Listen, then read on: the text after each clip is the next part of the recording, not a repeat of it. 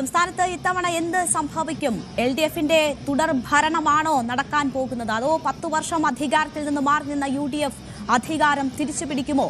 NDA ശക്തി പ്രകടിപ്പിക്കുമോ, ശക്തി കാട്ടുമോ? ഇതൊക്കെയാണ് ഉയർന്ന ചോദ്യങ്ങൾ. എന്തായാലും പ്രചരണം അതിന്റെ അവസാന ഘട്ടത്തിലേക്ക് നീങ്ങുകയാണ്. പരസ്യ പ്രചരണം അവസാനിക്കാൻ 2 മണിക്കൂർ മാത്രമാണ് ശേഷിക്കുന്നത്. വലിയ ആവേശത്തിലാണ് 140 മണ്ഡലങ്ങളും.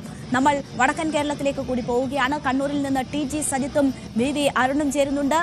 കേരളത്തിലുടനീളം സഞ്ചരിച്ച് എല്ലാ മണ്ഡലങ്ങളുടെയും പൾസ് മനസ്സിലാക്കിയ 2 പേരാണ് TG സജിത്തും VV അരുണും. കണ്ണൂരിൽ ഇത്തവണ കോൺഗ്രസിനെ സംബന്ധിച്ച് അവിടെ സുധാകരൻ ലക്ഷ്യമിട്ടിരുന്ന ഒരു മണ്ഡലം, പിന്നീട് സ്ഥാനാർത്ഥി നിർണയം, വിവാദമൊക്കെ ഉണ്ടായിരുന്നു. എന്തായാലും ശക്തമായ മത്സരം തന്നെ കണ്ണൂരിൽ ഇക്കുറി നടക്കുകയാണ്. ഒപ്പം LDFനെ സംബന്ധിച്ച് പാർട്ടി കോട്ടകൾ അത്ര സേഫ് ആണോ എന്നൊരു സംശയം ഉണരുന്ന തെരഞ്ഞെടുപ്പ് കൂടിയാണ്. എന്താണ് സാഹചര്യം സജിത്ത്, അരുൺ? വലിയ വെയിൽ ഇപ്പോഴും ഉണ്ട് എന്ന് തോന്നുന്നു നിങ്ങൾ നിൽക്കുന്ന ഇടത്ത്. ആ ചൂട് തെരഞ്ഞെടുപ്പിന്റെ കലാശക്കൊട്ടിലുമുണ്ടോ?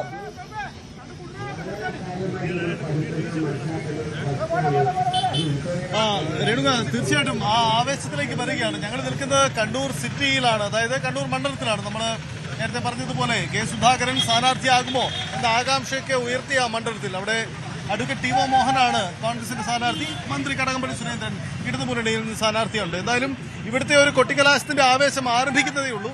ഞങ്ങൾക്ക് പിന്നിൽ കാണുന്ന ഈ പ്രവർത്തകരൊക്കെ ഒന്ന് സംഘടിച്ചു വരികയാണ്. ഈ രീതിയിലുള്ള കോൺഗ്രസിന്റെ ബനിയനും കൊടികളുമൊക്കെ സജ്ജീകരിച്ചുകൊണ്ട് കളത്തിലിറങ്ങിയാണ്. കാരണം കോൺഗ്രസിനെ സംബന്ധിച്ച് ഇത് അഭിമാന പോരാട്ടമാണ്. കാരണം ഇവിടെ വിജയിച്ചില്ലെങ്കിൽ K. സുധാകരൻ എന്ന വലിയൊരു പ്രതിസന്ധി അവർക്ക് മുന്നിലുണ്ട്. സുധാകരൻ ഉയർത്താൻ പോകുന്ന വലിയ നീക്കങ്ങൾ കാണേണ്ടി വരും. ഇവിടെ ഈ മണ്ഡലത്തിന്റെ ഒരു പ്രത്യേകത ലീഗ് വോട്ടുകൾ നിർണായകം. അല്ലെ അരുണേ, ലീഗ് വോട്ടുകൾ നിർണായകമായ ഒരു മണ്ഡലം. തീർച്ചയായിട്ടും ലീഗ് തന്നെയാണ് ഈ കണ്ണൂർ മണ്ഡലത്തിന്റെ UDFിന്റെ ഏറ്റവും വലിയ ശക്തി. കോൺഗ്രസിനേക്കാൾ ലീഗിനാണ് ഇവിടെ ശക്തിയുള്ളത്. ലീഗിന്റെ ശക്തി കേന്ദ്രങ്ങളാണ് ഈ നഗരമേഖലകളിലൊക്കെ. അതുകൊണ്ട് തന്നെ ലീഗിന്റെ പ്രകടനം വളരെ പ്രധാനപ്പെട്ട നിർണായകമാണ്. കോൺഗ്രസിനെ പലപ്പോഴും ഈ മണ്ഡലം ധൈര്യപൂർവ്വം ഏറ്റെടുക്കാൻ കോൺഗ്രസ് നേതാക്കളെ പ്രേരിപ്പിക്കുന്നു ലീഗിന്റെ ഒരു ശക്തിയും സാന്നിധ്യം നമുക്ക് ഇവിടെ കാണാം. കോൺഗ്രസ് പ്രവർത്തകരും ലീഗ് പ്രവർത്തകരും ഒക്കെ ഇവിടെ എത്തി തുടങ്ങുന്നുണ്ട്. വലിയൊരു ആവേശം. നേരത്തെ പലപ്പോഴും തിരുവനന്തപുരത്ത് കാണുന്ന പോലെ 3 പാർട്ടികളും ഒരേ സ്ഥലത്ത്, അതാണ് പ്രത്യേകത തോന്നുന്നു. 3 പാർട്ടികളും ഒരു സ്ഥലത്ത് കേന്ദ്രീകരിക്കുകയല്ല ഇവിടെ ഉള്ളത്. പകരം ഓരോ പാർട്ടികൾക്കും ഓരോ സ്ഥലമാണ് ഇവിടെ അനുവദിച്ചത്. അത് അരുൺ, അതിന്റെ പ്രധാനപ്പെട്ട കാരണം കണ്ണൂർ ഇത്തവണ ചില സംഘർഷ സാഹചര്യങ്ങൾ പ്രതീക്ഷിക്കുന്നുണ്ട്.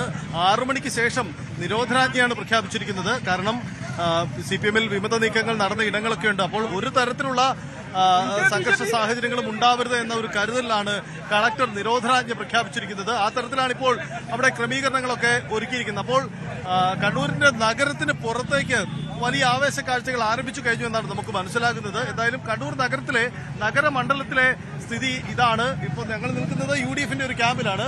ഇടത് ഒപ്പം തന്നെ BJP ക്യാമ്പുകളും മറ്റിടത്തു നിന്നാണ് അവരുടെ ആഘോഷം, ഈ കൊട്ടിക്കലാശ ആവേശങ്ങളൊക്കെ ആരംഭിക്കുന്നത്. എന്തായാലും നമുക്ക് വരുന്ന മിനിറ്റുകളിൽ അവിടെ കൂടി ഒന്ന് പോയി വരാം. ഇപ്പോൾ കാണുന്നത് ഈ ദൃശ്യമാണ്. നമുക്കറിയാം, പ്രവർത്തകരൊക്കെ അവരുടെ ഒരു ആവേശ കാഴ്ചയ്ക്കൊപ്പം ഒതുങ്ങി അതിനുവേണ്ടിയുള്ള അവസരങ്ങളും കാഴ്ചകളും ഒക്കെ ഒരുക്കി നിൽക്കുകയാണ്. എന്തായാലും കാലാവസ്ഥ പ്രതികൂലമാണ്, തർക്കമില്ല കാര്യത്തിൽ. നല്ല ചൂടാണ് അനുഭവപ്പെടുന്നത്. ആ ജോലി, കടുത്ത വെയില്, അതിനെ അവഗണിച്ച് വേണം പ്രവർത്തകരൊക്കെ കളത്തിലിറങ്ങാൻ. നമുക്ക് ദൃശ്യങ്ങൾ കാണുന്ന പോലെ സ്ത്രീകളൊക്കെ ഇങ്ങനെ UDFന്റെ റാലിക്ക് വേണ്ടി ഇറങ്ങാൻ വേണ്ടി സജ്ജീകരിച്ച് റെഡിയായിരിക്കുകയാണ്. നമുക്ക് ചില പ്രതികരണങ്ങളിലേക്ക് കൂടി അവിടേക്ക് പോകാമെന്ന് എനിക്ക് തോന്നുന്നു. നമുക്ക് ആ ചില പ്രതികരണങ്ങൾ കൂടി ഇവരുടെ അറിയാം. എന്താ, റാലിക്ക് പോകാൻ റെഡി ആയിരിക്കുകയാണോ എല്ലാവരും? ആണല്ലേ. എന്താ ഇത്തവണ ഇവിടെ ഭരണം മാറുമോ സംസ്ഥാനത്ത്? ആണോ? നിങ്ങളൊക്കെ സജീവ പ്രവർത്തകരാണോ UDFന്റെ? നിങ്ങളൊക്കെ ലീഗ് പ്രവർത്തകരാണോ അതോ കോൺഗ്രസിന്റെ ആളുകളാണോ? എല്ലാരും ഇറങ്ങാൻ നിൽക്കുകയാണോ? പ്രകടനത്തിന് ഇറങ്ങാൻ നിൽക്കുകയാണോ? ഇത്തവണ ഇവിടെ ആരാ മണ്ഡലത്തിൽ ജയിക്കുന്നത്? ഇത്തവണ ജയിക്കുന്ന ആരാണ് ഇവിടെ? കോൺഗ്രസ് ആണോ അതോ UDF ആണോ? എല്ലാവരും UDFന്റെ ആളുകളാ അല്ലേ? UDF ജയിക്കോ അവിടെ? UDF ജയിക്കുമെന്ന് എന്താണ്, എങ്ങനെയാണ് നിങ്ങൾ ഈ പ്രകടനത്തിനൊപ്പം കൂടുവാണോ ഇനി? അരുൺ, അപ്പൊ അതാണ് സാഹചര്യം. അപ്പൊ എന്തായാലും ഇവിടെ ഇങ്ങനെ ആവേശം കൊള്ളുകയാണ്. കോൺഗ്രസിന്റെ ഒരു ക്യാമ്പിൽ നിന്നാണ് ഞങ്ങളിപ്പോൾ ഈ ദൃശ്യങ്ങൾ കാണുന്നത്. സ്വാഭാവികമായും UDFക്കാർ മാത്രമേ ഇപ്പോൾ തക്കാലം ഇവിടെ ഉള്ളൂ. നമുക്ക് മറ്റിടങ്ങളിലേക്ക് കൂടി പോകേണ്ടതുണ്ട്. എന്തായാലും വലിയ രീതിയിൽ പോവുകയാണ്. ഞങ്ങൾ അല്പസമയം മുമ്പ് വന്നപ്പം ഇവിടെ നമ്മുടെ പോറ്റിയെ കേറ്റിയ പാട്ട്, അതിന്റെ റാപ്പ് മോഡൽ അവതരിപ്പിച്ചുകൊണ്ടാണ് അല്പസമയം മുമ്പ് ഇവിടെ കണ്ടത്. അതായത് ശബരിമല വിഷയം സംസ്ഥാനത്ത് UDF-ന്റെ ഒരു പ്രധാനപ്പെട്ട അജണ്ടയാണ്. അത് അവതരിപ്പിക്കുന്നത് ഇവിടെ കണ്ണൂരിലുമുണ്ട്. അത് ലീഗ് കോട്ടകളിലും അല്ലെങ്കിൽ മറ്റു ന്യൂനപക്ഷ മേഖലകളിലൊക്കെ ശബരിമല വിഷയം തന്നെ അവർ അവതരിപ്പിച്ചുകൊണ്ട് തന്നെയാണ് കളത്തിൽ വരുന്നത് എന്നൊരു തെളിവ് കൂടിയാണിത് തെളിയിക്കപ്പെടുന്നത്. ഒരു കാര്യം ഉറപ്പാണ് അരുണ, ഈ നമ്മൾ കണ്ണൂർ മണ്ഡലത്തിന് പുറത്തേക്ക് ചിന്തിച്ചാൽ 2-3 ഇടങ്ങൾ, ഒന്ന് പയ്യന്നൂര്, തളിപ്പറമ്പ്, ഇത് രണ്ടും അഭിമാനമാണ്. അവിടെ അട്ടിമറി ഉണ്ടാവുമെന്ന് CPM കരുതുന്നില്ല ലാസ്റ്റ് മിനിറ്റിലും. പക്ഷേ അവിടെ കുറയുന്ന ഓരോ വോട്ട് പോലും CPM കണക്ക് പറയേണ്ടി വരും. തീർച്ചയായിട്ടും 2 മണ്ഡലങ്ങളിൽ പയ്യന്നൂരായാലും അതുപോലെ തന്നെ തളിപ്പറമ്പായാലും വളരെ നിർണായകമാണ്, വളരെ പ്രധാനപ്പെട്ടതാണ് CPM-ന്. അവിടെ ഒരു വോട്ട് പോലും കുറയാൻ കഴിയില്ല. കുറഞ്ഞാൽ അത് CPM-ന്റെ സംഘടനാ ശക്തി തന്നെ ചോദ്യം ചെയ്യപ്പെടുന്ന ഒന്നായി മാറുമെന്ന ഉറപ്പാണ്. അതുകൊണ്ട് തന്നെ പരമാവധി വോട്ട് അവിടെ സമാഹരിക്കാൻ CPM ശ്രമിക്കും സഹിത്ത്. മാത്രമല്ല അവിടെ ഇന്നലെ പുതിയ വിവാദങ്ങൾ, പയ്യന്നൂരൊക്കെ പുതിയ ആരോപണങ്ങളുമായി കുഞ്ഞികൃഷ്ണ അടക്കമുള്ള രംഗത്ത് വന്നു.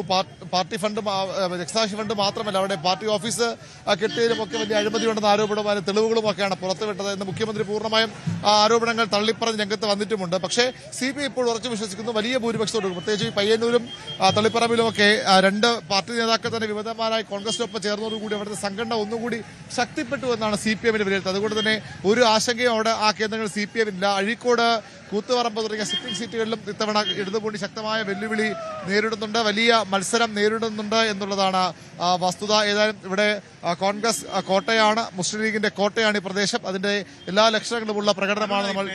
പേരാവൂർ എന്ന് പരാമർശിച്ചപ്പോഴല്ലോ, കാരണം പേരാവൂർ KK ശൈലജ വിജയിക്കുമോ ഇല്ലയോ എന്ന ചോദ്യം ഒരു സസ്പെൻസ് ആയി നിൽക്കുകയാണ്. ശൈലജ വലിയ മുന്നേറ്റം നടത്തിയതൊക്കെ CPM അവകാശപ്പെടുന്നതുകൊണ്ട്. പക്ഷേ അവിടെ K. സുധാകരൻ ഇപ്പോഴും ഒപ്പമുണ്ട് എന്നതാണല്ലോ കോൺഗ്രസിന്റെ ഒരു പ്രതീക്ഷ. അത് അങ്ങനെ തന്നെ കരുതേണ്ട സാഹചര്യമാണോ ഇപ്പം? അങ്ങനെയാണ് കോൺഗ്രസ് കരുതുന്നത്. പക്ഷെ അത്ര കാര്യങ്ങൾ പന്തിയാണോ എന്ന കാര്യത്തിൽ സംശയങ്ങളുണ്ട്. ഇന്നലെ ഒരു കത്ത് സണ്ണി ജോസഫിന്റെ പേരിൽ പുറത്തു വന്നിരുന്നു. അത് വ്യാജ കത്ത് എന്ന് കോൺഗ്രസ് നേതൃത്വം അവകാശപ്പെടുന്നു, പരാതി. പക്ഷെ K. സുധാകരൻ ആ ഒരു സ്പിരിറ്റ് ഉൾക്കൊള്ളുന്ന കാര്യം സംശയമാണ്. മറ്റൊന്ന്, പ്രതിപക്ഷ നേതാവ് VD സതീശൻ വലിയ വിജയം UDF ഉണ്ടായില്ലെങ്കിൽ വനവാസത്തിന് പോകുമെന്ന് നേരത്തെ പറഞ്ഞിരുന്നു. അദ്ദേഹം പിന്നീട് അങ്ങനെയല്ല, 100 സീറ്റല്ല, UDF അധികാരത്തിലെത്തിയില്ലെങ്കിൽ എന്നാണ് താൻ പറഞ്ഞത്. പക്ഷേ ഇതിനെ സുധാകരൻ പറഞ്ഞത് സതീശൻ വനവാസത്തിന് പോകാതിരിക്കാൻ നമുക്ക് പ്രാർത്ഥിക്കാം, സുധാകരന് ഉറപ്പില്ല. നമുക്കറിയാം ഒരു ഘട്ടത്തിൽ മറ്റൊരു ചാനൽ നൽകി അഭിമുഖത്തിൽ സുധാകരൻ പറഞ്ഞത് UDF ഭരണത്തിലെത്തുമെന്ന് അത്ര ഉറപ്പൊന്നുമില്ല, അതായത് പിണറായിക്ക് 3-ാം ടൈം ലഭിക്കില്ലെന്ന് അത്ര ഉറപ്പൊന്നും എനിക്കില്ല എന്ന് പറഞ്ഞു. അതേ സുധാകരൻ ഈ പരസ്യ പ്രചരണം തീരുന്ന തലേ ദിവസം പറഞ്ഞത് VD സതീശൻ വനവാസത്തിന് പോകാതിരിക്കണം എന്നാണ് എന്റെ ആഗ്രഹമെന്നാണ്.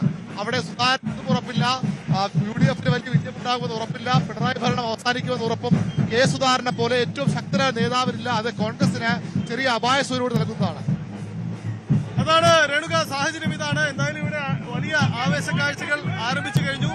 UDF ഇത്തവണ കണ്ണൂരിൽ ഒരു ഭരണമാറ്റം അല്ലെങ്കിൽ മണ്ഡലം തിരികെ പിടിക്കാമെന്ന പ്രതീക്ഷയിലാണ്. മന്ത്രി കടകംപള്ളി ആണ്, രാമേന്ദ്രനാണ് ഇവിടുത്തെ സ്ഥാനാർത്ഥി. അദ്ദേഹം നമുക്കറിയാം ഇടതിന്റെ പരമ്പരാഗത വോട്ട് ബാങ്കുകൾക്കപ്പുറം സമാഹരിക്കാൻ ശേഷിയുണ്ട ആള് എന്നതാണ് LDF കരുതുന്നത്. അതുകൊണ്ട് തന്നെയാണ് അദ്ദേഹത്തെ ഇവിടെ സ്ഥാനാർത്ഥിയാക്കുന്നതും. അതുകൊണ്ട് ഇത്തവണ എന്ത് സംഭവിക്കും കണ്ണൂരിലെന്ന് പ്രധാനപ്പെട്ട കാര്യമാണ്.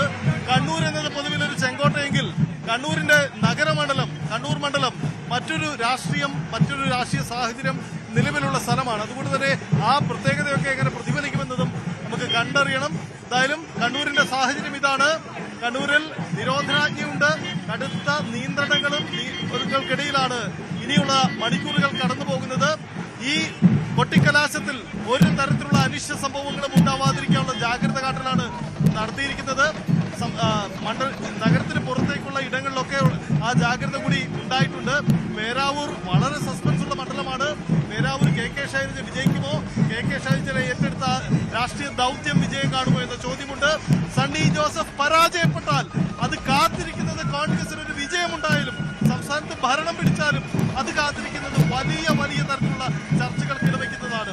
എന്തായാലും K. സുധാകരൻ അനുകൂലികൾ പേരാവൂരിൽ പാലം വലിക്കുമോ ഇല്ലയോ ആ ചോദ്യത്തിന് ഉത്തരം തേടൽ കൂടിയാണ് ഈ തെരഞ്ഞെടുപ്പ്. അങ്ങനെ സസ്പെൻസുകൾ ഏറെയുള്ള ഒരു ജില്ല കണ്ണൂർ എന്ന പ്രത്യേകതയുണ്ട്. ഇവിടെ എന്തായാലും ഈ ആവേശം അതിന്റെ ഉച്ചസ്ഥായിലേക്ക് കടക്കുകയാണ്. ടി ജി സജിത്തും വി വി അരുണുമാണ് കണ്ണൂരിൽ നിന്നുള്ള ആവേശ കാഴ്ചകൾ പ്രേക്ഷകർക്ക് മുന്നിലേക്ക് എത്തിച്ചത്. കണ്ണൂരിൽ ഇത്തവണ കാര്യങ്ങൾ അത്ര സേഫ് അല്ല രണ്ട് മുന്നണികളെ സംബന്ധിച്ചും എന്നതാണ് ഇരുവരും സൂചിപ്പിക്കുന്നത്. അതായത് പാർട്ടി കോട്ടകളിൽ ഇളക്കം തട്ടുമോ എന്ന ആശങ്ക CPM-നെ സംബന്ധിച്ചുണ്ട്. അവിടെ പയ്യന്നൂരും തളിപ്പറമ്പും ആ രീതിയിൽ വിമതരായി എത്തിയ സ്ഥാനാർത്ഥികൾക്ക് UDF പിന്തുണ നൽകിക്കൊണ്ട് മത്സരിക്കുന്ന സാഹചര്യം, അതാണ് CPM-നെ സംബന്ധിച്ച് ആശങ്കയുണ്ടാക്കുന്നതെങ്കിൽ കോൺഗ്രസിനെ സംബന്ധിച്ച് കെ സുധാകരൻ എന്ന വ്യക്തി ഉയർത്തുന്ന സാഹചര്യങ്ങളാണ്. അത് VD സതീശനെതിരായ തുടർ പരാമർശങ്ങൾ ഉണ്ടാകുന്നു. അദ്ദേഹത്തിന്റെ ഭാഗത്തു നിന്ന് പാലം വലിക്കുമോ എന്ന ഭയം നിലനിൽക്കുന്നു. അങ്ങനെയാണെങ്കിൽ KPCC അധ്യക്ഷൻ ഉൾപ്പെടെ അവിടെ കാലിടറുമോ എന്നതാണ് കാത്തിരുന്ന് കാണേണ്ടത്. ആ ആശങ്കകൾ ഇരു മുന്നണികളെ സംബന്ധിച്ചും അവിടെ ഉണ്ട്. നമുക്ക് സ്ക്രീനിൽ കാണാം 140 മണ്ഡലങ്ങൾ, അവിടങ്ങളിലെല്ലാം തന്നെ കൊട്ടിക്കലാശം അതിന്റെ ഉച്ചസ്ഥായിയിലേക്ക് കടക്കുകയാണ്. കൂടുതൽ വാർത്തകൾക്ക് News 18 Keralam YouTube channel subscribe ചെയ്യുക.